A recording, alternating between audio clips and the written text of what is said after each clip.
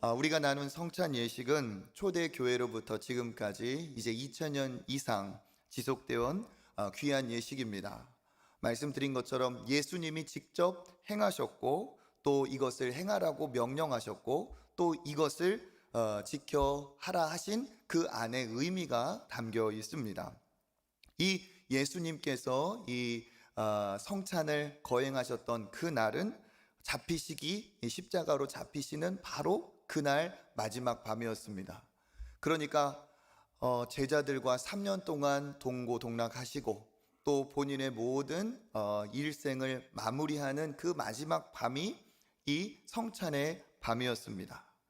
여러분, 우리가 누군가와 함께하는 그 마지막 밤이다 라고 하면 얼마나 그 하루가 의미 있고 더 귀하고 소중합니까? 다른 날과 비할 바가 없는 그런 밤이겠죠.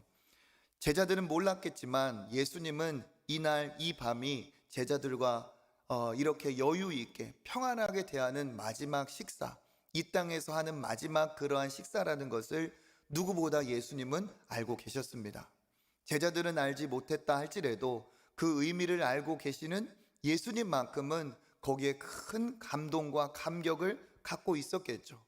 그리고 이제 예수님은 하나님께서 보내신 이 모든 사명을 마무리하는 그 마지막 밤이셨기 때문에 어쩌면 오늘 말씀처럼 그런 의미에서 이날 이 식사를 기다리고 기다렸다라고 말할 수도 있습니다.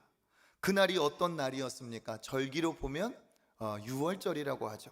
우리 누가복음 22장 14절 읽어보겠습니다. 때가 이름에 예수께서 사도들과 함께 앉으사 이르시되 15절 이르시되 내가 고난을 받기 전에 너희와 함께 이 유월절 먹기를 원하고 원하였노라. 아멘. 때가 이르렀다. 이 유월절 먹기를 원하고 원하였다 하면서 그 마지막 식사의 의미를 담고 계십니다. 여기 있는 것처럼 이 유월절은 유대인들에게 정말 중요한 절기이죠. 우리나라로 한다면 광복절, 그런 날이 제일 부합할 겁니다. 그 이스라엘 백성들에게는 해방의 날이고 이 날이 바로 자유를 찾은 자유의 날입니다. 그리고 이 유월절 그날은 이스라엘 백성에게 엄청난 기적과 하나님의 능력을 본 그런 날이라고 할 수 있습니다. 때로 거슬러 올라가면 약 1500년의 시간의 격차가 있습니다. 그들의 조상들이 1000년도 넘는 그 시간에 한때는 애굽의 종이었죠. 400년이 넘는 그 종살이 동안 그 고된 정신적, 육체적 그 고역 속에 하나님 앞에 부르짖었는데 그 부르짖음이 하나님께 상달이 되고 하나님께서 그들을 구원하시고자 모세를 보내십니다. 이 모세가 이스라엘 백성을 이끌고자 하였지만 정말 강팍한 바로는 요동하지 않았습니다. 그래서 하나님이 그에게 하나님의 능력을 재앙을 순서대로 보내서 그 하나님의 능력을 보여주셨죠.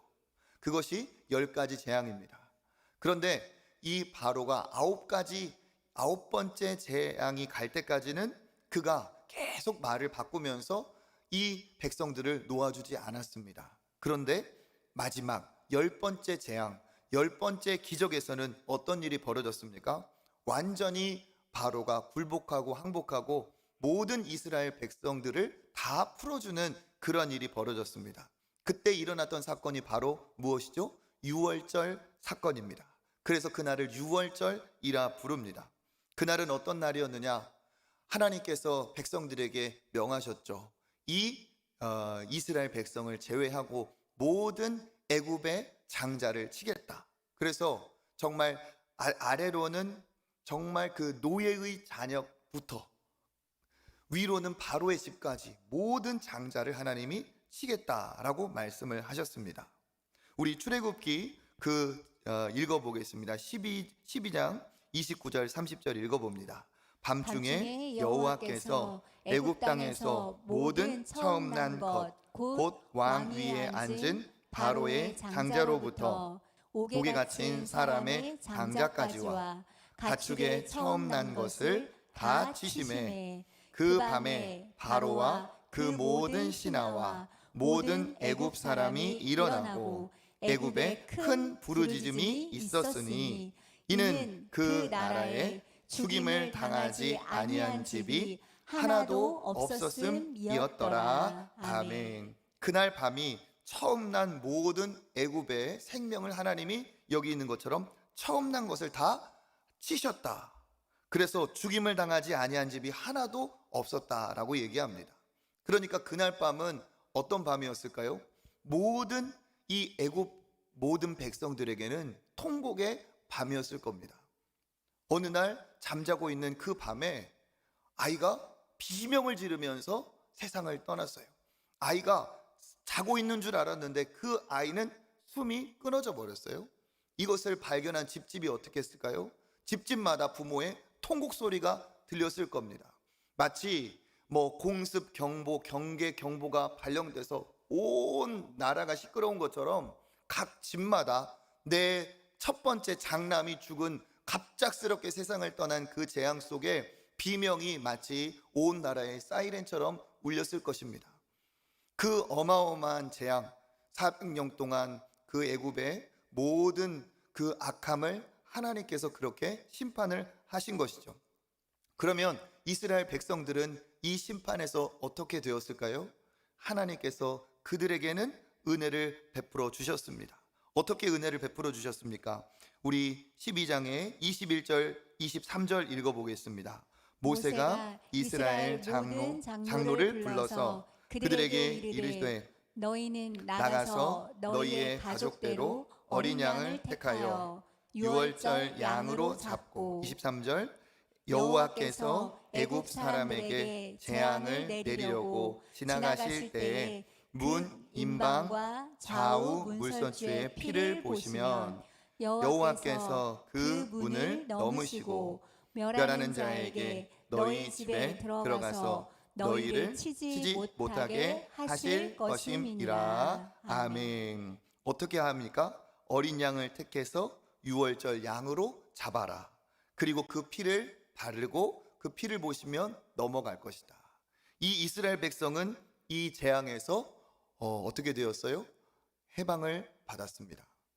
어떻게 해서 이들이 생명을 건지게 되었습니까? 첫 번째는 하나님이 주신 말씀을 그들이 순종했습니다. 하나님이 이렇게 하면 된다라는 이것이 그들에게는 생명의 방편이 돼서 그 말씀을 순종함으로 그들이 생명을 얻었습니다. 순종의 말씀에 순종의 생명이 있습니다. 구체적으로 어떤 말씀이었습니까? 어린 양을 잡아서 그 어린 양의 고기는 먹도록 하셨죠. 그 어린 양의 고기는 먹고 그리고 어린 양의 피는 이 문의 좌우 임방 문설주, 그러니까 문의 테두리를 바르라고 하신 겁니다. 그래서 그 피를 바른 그 집은 하나님과 약속이 되어 있는 거죠. 무슨 약속입니까? 이 하나님의 말씀을 순종하겠다는 순종한 이스라엘 백성이라는 약속, 그리고 이 피를 보시면 하나님이 이 피를 보시고 너는 내가 살려주겠다는 그 약속입니다. 그러니까 약속은 쌍방이죠. 하나님은 그 피를 보시고 살려주시겠다는 약속, 백성들은 피를 바름으로 우리는 생명을 얻겠다는 그 약속, 이 쌍방의 약속이 유월절 그 어린 양의 피로 맺어지는 것입니다. 그래서 어떻게 됩니까? 죽음의 사자가 그 땅에 임하였을 때 그 피가 없는 애굽의 집은 그대로 직행을 했겠지만 이 죽음의 사자가 임했을 때 그 피가 있는 집은 하나님과 약속한 집, 하나님의 백성의 집, 그 표시인 피를 보고 어떻게 했어요?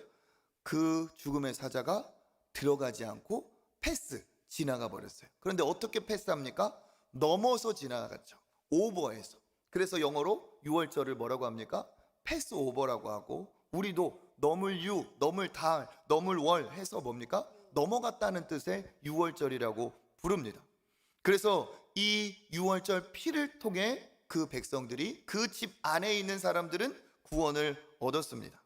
그러니까 그 가족들에게 생명의 표가 된 것은 뭡니까? 어린 양의 피, 그리고 그 안에 있는 사람이 먹어서 그날 밤 마지막 출발의 양식이 되었던 것은 그 어린 양의 고기, 그 어린 양의, 쉽게 말하면 이 생명으로 그들이 구원을 받습니다. 그러니까 예수께서 마지막 밤 잡히시던 그날이 이 1000년 이상의 시간을 이 훌쩍 넘어서 어떤 날이라고요? 유월절 날이라고요. 그러면 이게 그냥 우연일까? 절대 어쩌다가 이렇게 마주친 날짜가 아니라는 사실입니다. 하나님의 놀라운 계획 안에 이 예수께서 잡히시는 그 날이 유월절이 되어야만 하는 이유가 분명히 있었다는 거죠. 거꾸로 얘기하면 그 유월절에 양이 죽임으로 이 사람들에게 생명이 있는 이 놀라운 사실은 이제 1500년, 1400년 후에 오실 예수 그리스도를 뭐 하고 있어요? 예고하고 있고 예표하고 있다는 사실입니다. 무엇이 예수님을 예고하고 있습니까? 죽임 당한 어린 양이 그 죽임으로 생명을 구원하게 한 그 모든 그 집안에 있는 생명들을 구원하게 한 이 어린 양이 그 모든 믿는 자에게 구원을 주실 대신 죽임당할 어린 양이신 예수 그리스도를 예표하고 있다는 사실입니다. 구체적으로 말하면 예수님의 십자가의 죽음을 얘기하고 있는 것이죠. 그래서 이 양들이 이 육신의 노예에서 그들에게 자유를 주고 해방을 하는데 그렇게 희생으로 쓰임 받았다면 이 1000년이 넘는 이 시간의 격차를 뛰어넘어서 그 어린 양의 이제 실제, 이것은 그림자라고 하면 이제 실체가 되신 예수 그리스도는 육신의 이 속박에서 자유함을 얻는 게 아니라, 그런 수준 정도가 아니라 어디에서? 죄와 사망과 심판과 영원한 멸망에서 모든 백성들을 어떻게 자유하게 한, 모든 구속에서 해방하게 하는 역할을 예수 그리스도께서 하신다는 거죠. 그러니까 이 둘 사이에는 뭡니까? 아주 밀접한 상관관계가 있어요. 대신 죽은 어린 양, 대신 죽으신 예수 그리스도, 죽음을 통해서 그 안에 있는 사람들을 살게 한 그 놀라운 이 구원의 도시기, 예수 그리스도의 죽음을 통해 그 안에 있는 자에게 생명을 얻게 하는 놀라운 이제 성취로, 그 피를 바른 집 안에 있는 사람은 모두 구원을 받은 것처럼 누구든지 예수 안에 있는 자, 예수를 내 안에 모신 자에게는 누구든지 그 집 안에 있으면 누구든지 구원을 받는 것처럼 누구든지 예수 안에 있으면 구원을 받는다는 사실, 예수 그리스도께서 십자가에서 피를 흘리고 죽으신 것처럼 그 어린 양의 피가 그 문에 생명의 표시가 된 이 놀라운 이 유사점이 그냥 우연이 아니라는 거예요. 즉 뭡니까? 이 유월절, 이 완전한 해방을 하나님께서는 이 그들에게 눈으로 직접 보고 체험하고 그들이 경험하게 하심으로 이제 그 완전한 해방, 완전한 구원자 되신 예수 그리스도를 어떻게 하고 있어요? 이 안에 담아두고 계신다는 거죠. 그러니까 그 밤은 양 잡는 날이었어요. 쉽게 말하면 유월절 날은 양 잡는 날이었어요. 그런데 이 예수께서 잡히시던 그날이 유월절이었어요. 그러면 뭡니까? 하나님께서 예수님을 십자가로 잡는 날이 바로 이 유월절이라는 사실입니다. 그래서 이 유월절을 모세를 통해 하나님께서 뭐라고 명령하셨습니까? 출애굽기 12장 24절 25절 읽어보겠습니다. 너희는 이 일을 규례로 삼아 너희와 너희 자손이 영원히 지킬 것이니 너희는 여호와께서 허락하신 대로 너희에게 주시는 땅에 이 이를 때에 이 예식을 지킬 것이라. 아멘. 그래서 뭐라고 말씀하십니까? 이 예식을 영원히 지켜라. 그리고 너희가 이르는 땅에서 가면 이거를 직접 이제 행하라 하면서 유월절을 얘기하고 계시죠. 그러니까 뭡니까? 왜 지키라고 하셨어요? 1차적으로는 우리 백성들이 이렇게 억압과 고난 중에 노예가 되었을 때 하나님이 구원하셨다 하는 것을 그 모든 후손들이 그 뿌리를 알게 하기 위해서 지키라고 하신 것이고, 궁극적인 영적인 더 넓은 더 긴 의미는 뭡니까? 영원히 지키라고 했죠. 어떻게 영원히 지킵니까? 예수 그리스도께서 오셔서 육신의 노예인 너희에게 구원이 되신 것처럼 영의 노예인 우리가, 멸망당할 우리가 예수 그리스도를 통해 이 자유를 얻게 된다는 사실을 그 안에 가르쳐 주시려고 그걸 계승하게 하신 것이죠. 그래서 어떻게 하십니까? 유월절 날 그 양의 죽음을 예수 그리스도의 구원의 날을 예표하며 이것을 지키고 기억하라 하셨어요.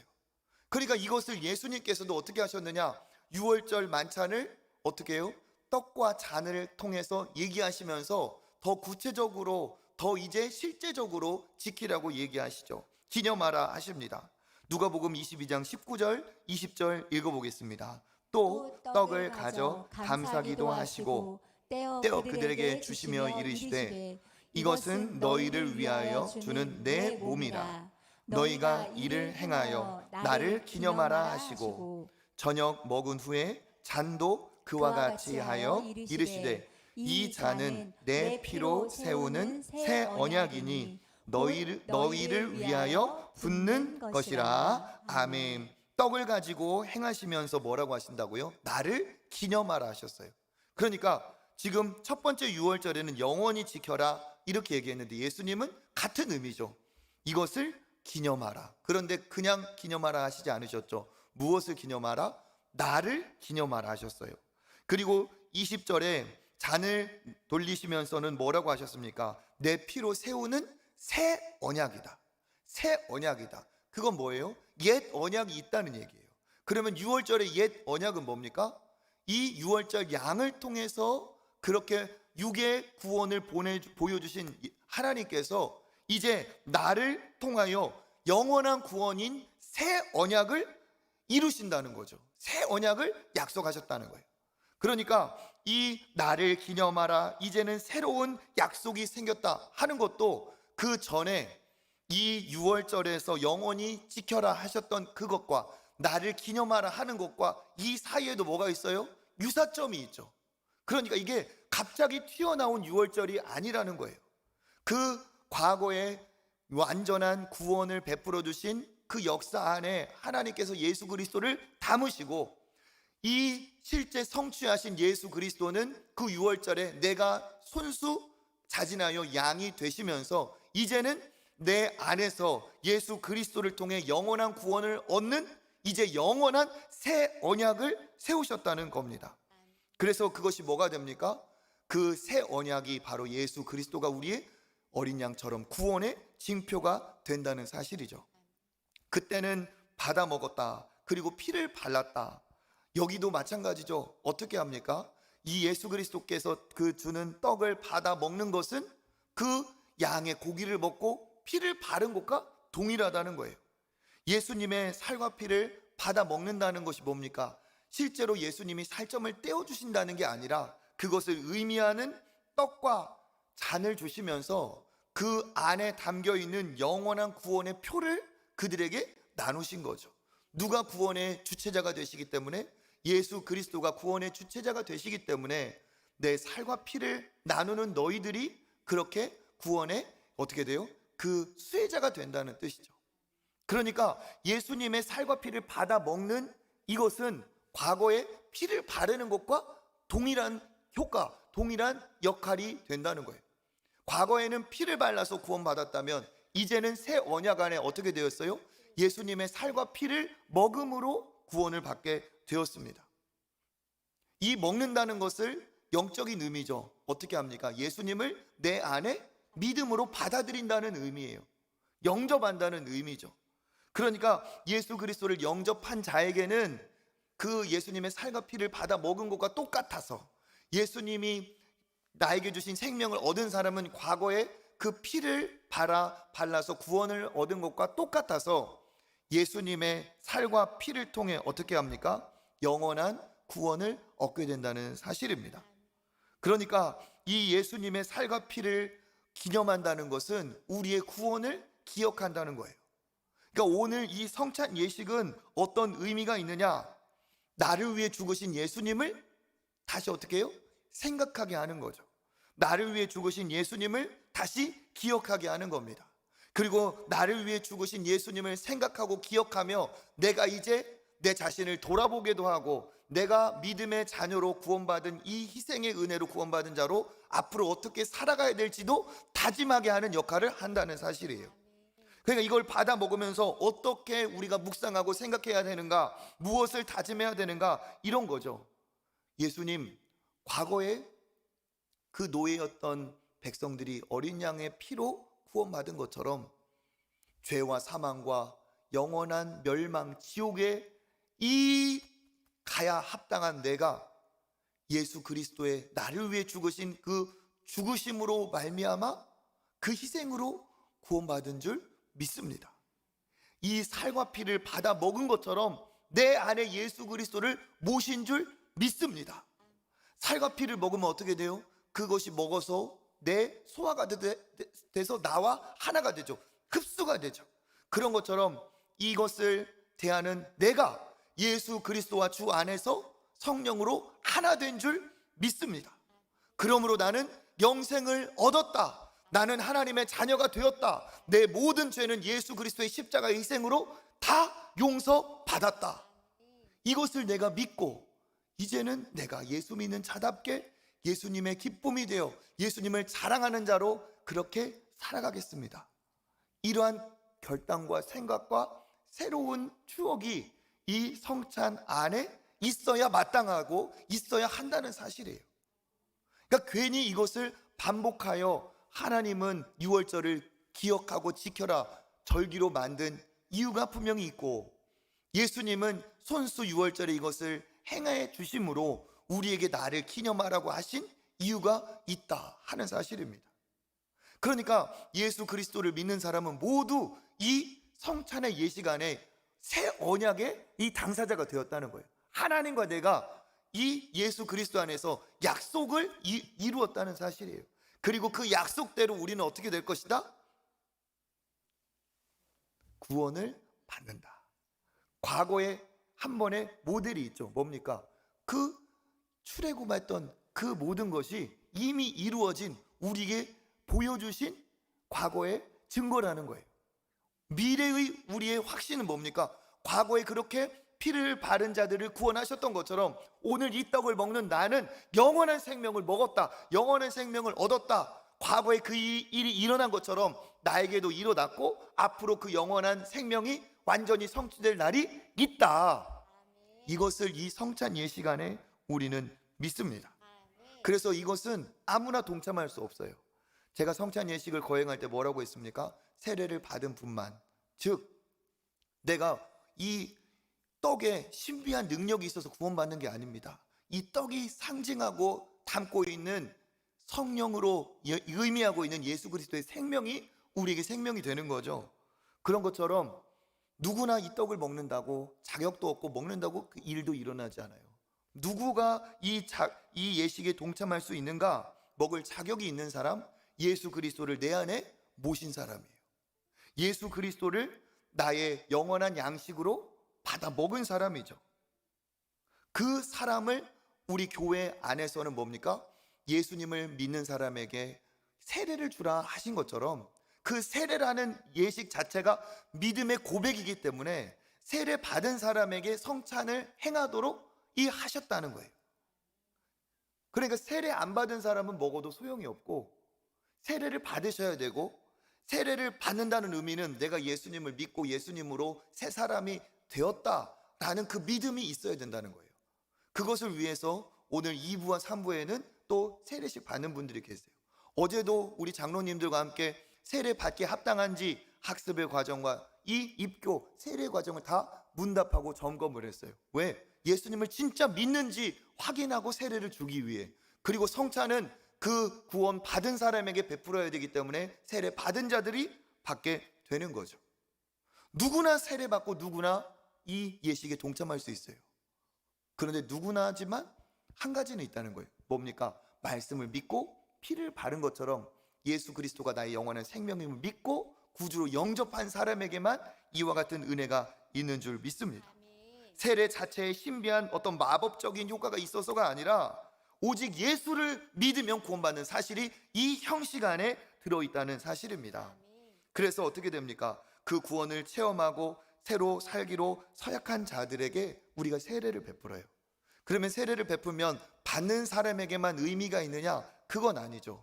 그것을 지켜보는 여기 있는 우리 믿음의 공동체도 뭡니까? 아, 저 사람도 나와 같이 세례를 받고 하나님의 자녀가 되었구나.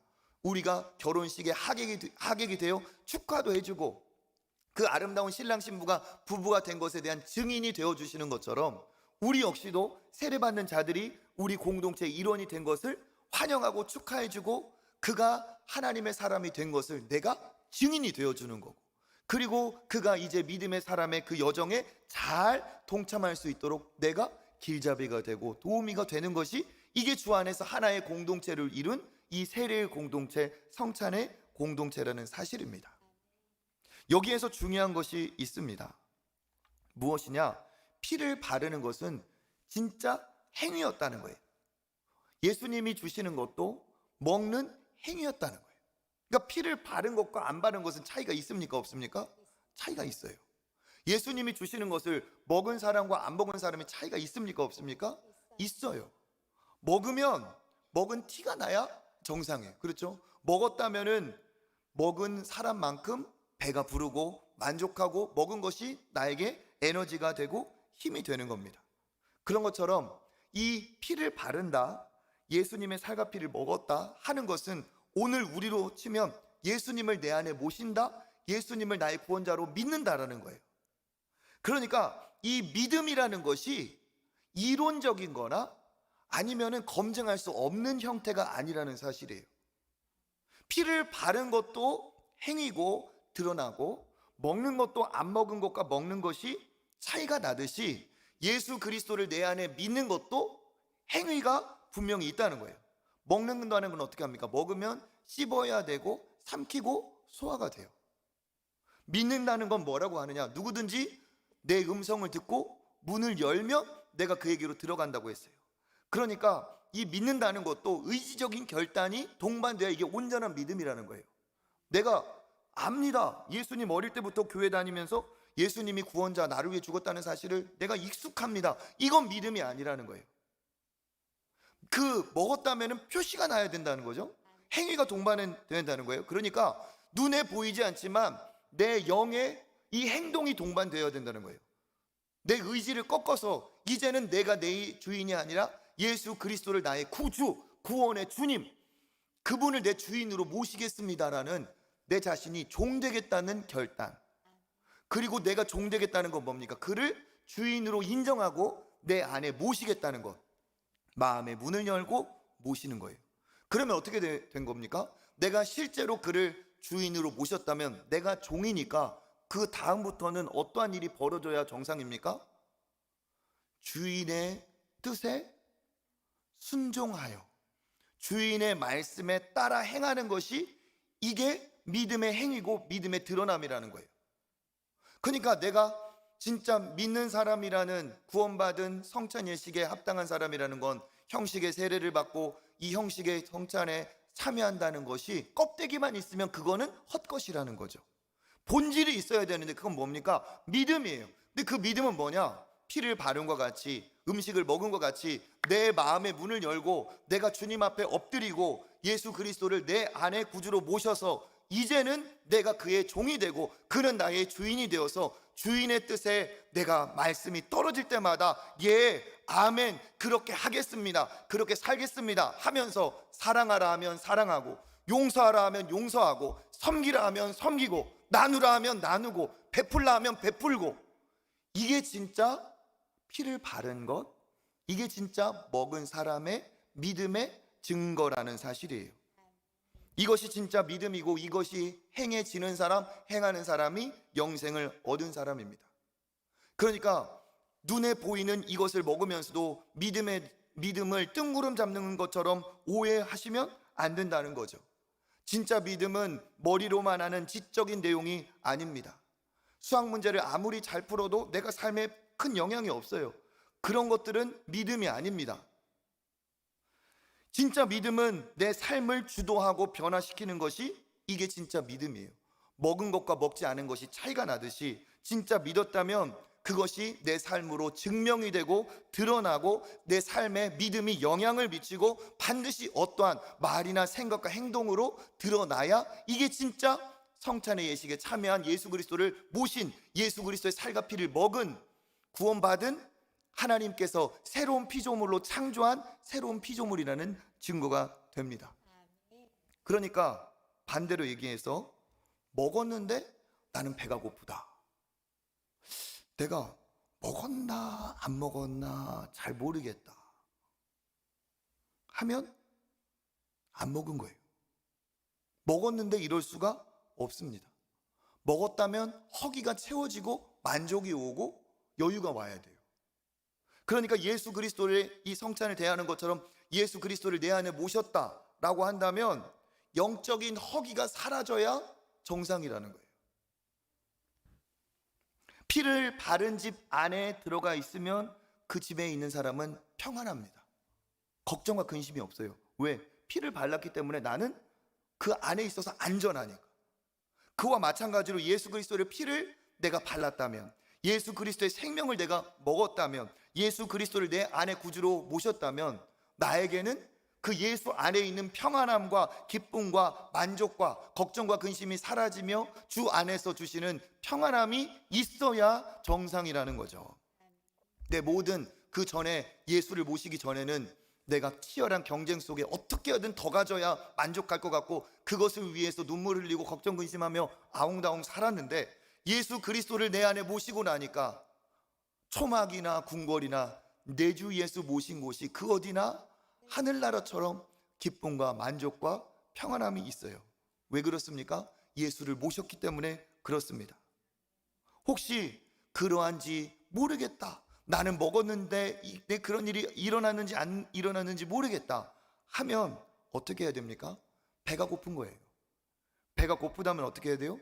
먹어야 돼요. 예수 그리스도를 우리가 먹어야 됩니다. 믿어야 됩니다. 이건 기념하라 하셨죠? 해마다 반복하라고 하셨죠? 이건 지속하라는 의미입니다. 그래서 성찬도 계속 반복하게 되어 있어요. 이건 무엇을 의미하냐? 밥 많이 먹어라 이게 아니고 정기적으로 밥을 먹어야 건강해지듯이 정기적으로 계속하여 규칙적으로 영의 양식을 먹어야 이 영혼의 허기가 오지 않는다는 말씀입니다. 영혼의 양식이 뭐예요? 하나님의 말씀이죠. 하나님의 말씀을 먹지 않으면 아무리 예수 믿는다고 해도 영적인 허기가 오고, 여러분 보세요. 배가 고프면 가려서 먹습니까? 아무거나 먹습니까? 아무거나 닥치는 대로 먹어요. 그러니까 하나님이 주시는 그 영의 양식에 만족함이 없으니까 그것을 제대로 못 먹으면 이것든 저거든 가리지 않고 먹다가 탈이 나요. 우리가 마찬가지로 하나님이 주시는 아름다운 하나님의 말씀을 먹어야만 건강해지는 것이고, 먹을 때 분별력이 생기는 것이고, 먹어야 영적인 허기가 사라지는 것입니다. 그래서 뭡니까? 밥은 규칙적으로 먹어야 되고 밥은 정기적으로 일상적으로 먹어야 돼요. 그러니까 뭡니까? 우리가 성찬의 예식을 반복적으로 대하듯이 오늘은 오늘의 말씀을 먹고 오늘은 오늘의 은혜를 입고 그 오늘 주신 말씀과 오늘의 은혜로 오늘을 사는 거예요. 오늘의 은혜로 내일을 살면 탈이 나요. 내일은 또 내일의 은혜로 살아야 됩니다. 그러니까 오늘 하루 내게 주시는 영의 양식을 먹고 오늘 주신 은혜로 살아가는 사람이 영적으로 건강한 거예요. 여러분, 시간 없다고 해가지고 내일 바쁘니까 내일 먹을 밥까지 오늘 6끼를 미리 먹어두자, 이러면 얼마나 좋을까요? 그런데 그럴 수 있습니까? 더 먹은 날은 더 먹어서 부대끼고 안 먹은 날은 갑자기 먹었다가 갑자기 안 먹으니까 더 힘들어요. 그와 마찬가지로 규칙적으로 성찬을 대하듯이 하나님의 말씀을 지속적으로 반복해서 먹어야 됩니다. 먹을 때 잘 먹어야 됩니다. 배부르게 먹어야 됩니다. 먹을 때는 어떻게 먹어야 돼요? 좋아하는 반찬이 아니라 골고루 먹어야 영향이 있죠. 그런 것처럼 창세기부터 요한계시록까지 내가 원하는 말씀만 먹는 게 아니라 때로는 나를 찌르는 말씀도, 때로는 나에게 경고하시는 말씀도, 때로는 달콤한 말씀도, 때로는 단단한 말씀도 어떻게 해야 돼요? 골고루 먹어야 됩니다. 편식하지 않고. 그때 어떻게 됩니까? 내 영혼이 균형 잡힌 건강한 믿음의 사람이 될 수 있습니다. 그래서 신앙인은 어떤 사람이어야 되느냐? 예수 그리스도를 오늘 성찬으로 대한 것처럼 예수 그리스도, 말씀이신 예수 그리스도를 기억하며 영의 양식인 말씀으로 우리를 충만하게 채워야 될 줄 믿습니다. 그때 어떻게 되느냐? 그 전에 말씀이 없을 때는 돈 가진 사람이 그렇게 부러워요. 왜? 내 영혼에 허기가 온 거예요. 자기 자녀 잘 되는 사람들이 그렇게 부러워요. 병원 안 가는 사람이 그렇게 부러워요. 잘생긴 사람이 그렇게 부러워요. 다 부러워. 내가 지금 뭐예요? 영혼에 갈증이 있다는 거예요. 그런데 말씀이신 예수 그리스도를 먹으면, 주님이 주시는 은혜로 충만하면 세상에 부러울 것이 없어져요. 예수 그리스도로 충만하면 내가 제일 행복한 사람이 돼요. 왜? 하나님이 주시는 그 하늘의 양식, 하늘의 만나를 먹었기 때문에 그렇죠. 그러면서 어떻게 돼요? 돈 가진 사람도, 예쁜 사람도, 잘난 사람도 부러울 것이 없이 예수 믿는 내가 제일 행복한 사람이 되는 거죠. 하늘의 양식을 맛보면 영혼의 갈증과 허기가 사라지며 하나님이 주신 영의 힘이 있고 풍성함이 있고 만족이 있습니다. 악한 사탄 마귀 세상의 유혹에 흔들리지 않을 능력이 그 하나님의 말씀에 있습니다. 그러니까 오늘 우리가 성찬을 대하면서 다시 한번 돌아봐야 될 게 무엇입니까? 나는 예수 그리스도를 인격적으로 나의 구원자로 믿었나? 세례만 받고 이 빵조각, 이 작은 이 잔만 대하는 형식에 그냥 내 신앙이 머물러 있지는 않은가? 여전히 성찬식에 주는 빵은 너무 조그만해서 배가 부르지 않다. 뭐 육적인 생각이에요. 그죠? 뭡니까? 이게 상징하는, 의미하는 예수 그리스도가 있다는 거예요. 그죠? 그러니까 뭡니까? 나는 이 예수 그리스도로 충만한가? 나는 하나님이 주신 은혜로 살아가고 있는가? 아니면 세상의 힘으로 살아가고 있는가?